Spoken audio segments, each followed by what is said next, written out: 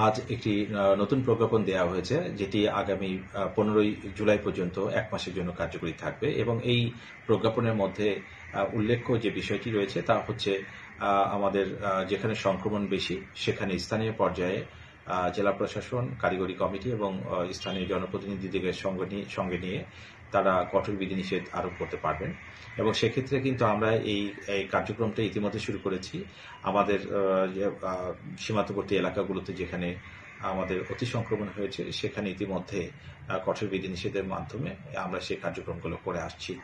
আমাদের আরেকটি বিষয় এখানে রয়েছে যে আমাদের সরকারি, আধা সরকারি, বেসরকারি, স্বায়ত্তশাসিত প্রতিষ্ঠানগুলো, ব্যাংক এবং আর্থিক প্রতিষ্ঠানগুলো খোলা থাকবে পুরোপুরি স্বাস্থ্যবিধি মেনে, সেটি আমরা এখানে উল্লেখ করেছি।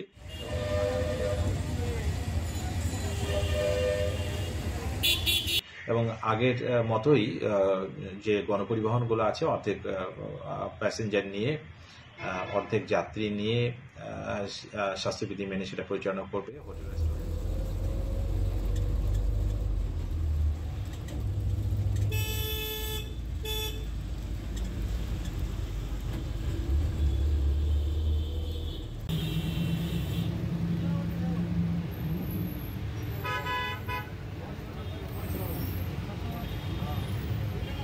হোটেল রেস্টুরেন্টগুলো সেটি অর্ধেক সেবাগ্রহীতাকে নিয়ে সেগুলো চালু থাকবে এবং সামাজিক, রাজনৈতিক এবং ধর্মীয় সমাবেশগুলোকে পরিহার করতে বলা হয়েছে, সেগুলি বন্ধ থাকবে এবং আমাদের সকল পর্যটন কেন্দ্র, বিনোদন কেন্দ্র এবং কমিউনিটি সেন্টার, রিসোর্টগুলি বন্ধ থাকবে।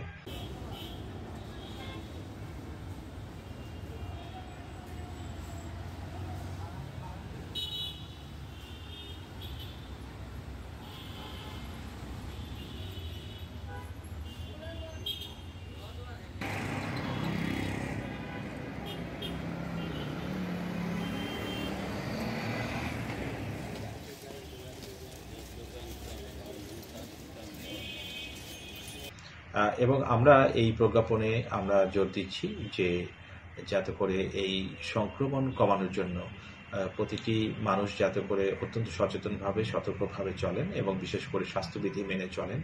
অপ্রয়োজনে বাইরে আসবেন না, কারণ আমরা আবারও দেখছি যে সংক্রমণ বেড়ে যাচ্ছে এবং এই সংক্রমণ কমাতে গেলে আমাদের সকলকে আন্তরিকভাবে সহযোগিতা করতে হবে। সেক্ষেত্রে আমাদের অবশ্যই বাইরে আসলে মাস্ক পরতে হবে এবং অপ্রয়োজনে বাইরে আসার প্রয়োজন নাই এবং বাজার বা এ ধরনের যেখানে জনসমাগম বেশি ঘটে সেই জায়গাগুলোকে এড়িয়ে যাওয়ার জন্য সকলকে বিশেষভাবে অনুরোধ করা হচ্ছে।